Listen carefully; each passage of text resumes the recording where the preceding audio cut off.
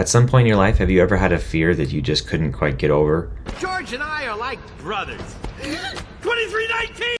We have a 2319! Hey everyone, I'm Dr. B and welcome to Think Medicine. Today we're going to be talking about the top 10 most Googled phobias. So phobias are intense, irrational fears that significantly impact one's life. They can be debilitating and challenging to manage. So phobias are common, affecting millions worldwide. They can significantly impact the quality of life of the individual, affecting relationships, work, and daily activities. The severity of these phobias varies, ranging from mild anxiety to debilitating panic attacks. Many individuals cope with their phobias successfully with therapy or medication.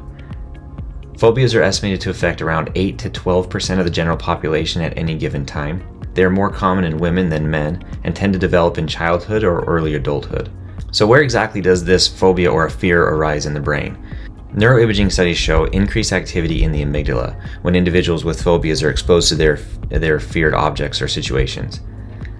The amygdala is part of the limbic system, which is responsible for emotional processing and regulation, including the formation of emotional memories. Regions of the cerebral cortex, such as the prefrontal and parietal lobes, also play a role in the cognitive and behavioral aspects of fear and anxiety. So let's dive into these phobias. At number 10, we have thanatophobia, or intense fear of death. Bring out your dead! Here's one. Ninepence. I'm not dead. What? No. This phobia is incredibly common. It's natural for humans to fear death, but it can be debilitating when it becomes excessive. People with thanatophobia may experience anxiety, panic attacks, and avoidant behaviors in situations that remind them of death or dying. Not a pretty picture. I don't like doing it. At number 9, we have nyctophobia, or fear of the dark. You merely adopted the dark. I was born in it. Nyctophobia is also known as scotophobia. It's an intense and irrational fear of darkness. It's a common phobia affecting many people worldwide, and if anyone has any kids, they probably realize this is about every kid has this fear. Those with nyctophobia experience anxiety, panic, and physical symptoms like sweating, trembling, and increased heart rate when exposed to the darkness. Number 8, mysophobia, or fear of germs or contamination. You should lick that, it's got germs. Ha! Germs can't hurt me. Also known as germophobia, is an intense fear of germs and contamination. People with this phobia may engage in excessive cleaning and hand washing to avoid touching surfaces and experience anxiety in public spaces. Symptoms can be severe and disrupt daily life, so it's important to seek professional help to address this phobia. Number 7, claustrophobia, fear of confined spaces. I got a bad feeling about this. And this one is very common, triggered by elevators, small rooms, or even crowded places. Those with claustrophobia may experience panic attacks or shortness of breath or dizziness when they're in confined places. Number 6, astrophobia, fear of thunder and lightning. These people experience significant distress and avoid situations where they might be exposed to storms. Number 5, cynophobia, is the intense fear of dogs. People with cynophobia may experience anxiety or panic attacks and avoidant behaviors when encountering dogs.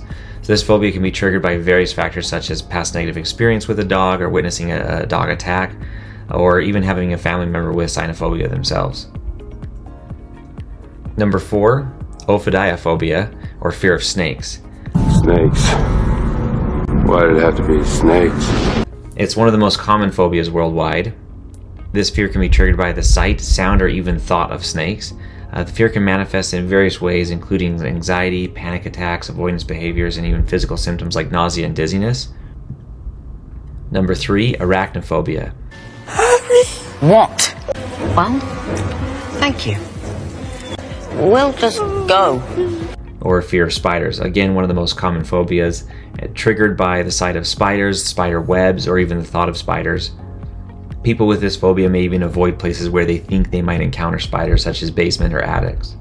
Number 2, acrophobia, fear of heights.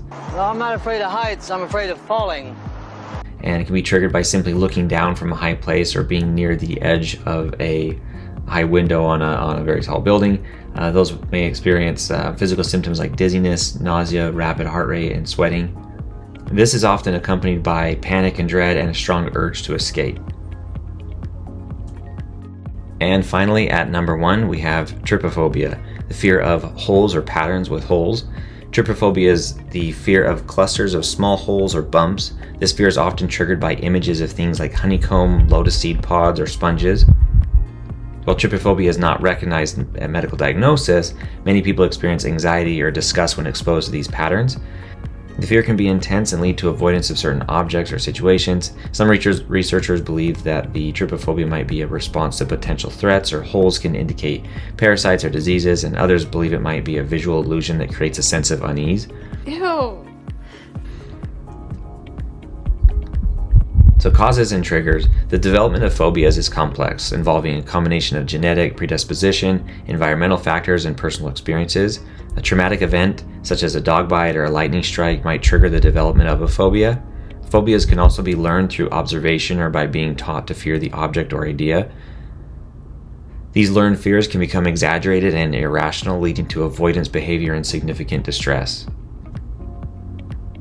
Phobias are often treated with therapy, and there are also helpful strategies people can use independently. Exposure therapy is a common technique used to gradually desensitize people to their fears.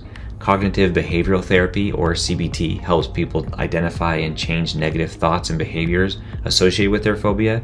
And there are also relaxation techniques such as deep breathing, meditation, which can help to manage anxiety and the stress related to the phobias. Thanks for watching our video on the top 10 most Googled phobias. Be sure to leave a comment below on a phobia that we may have missed or one that you yourself might have. And thanks for watching Think Medicine.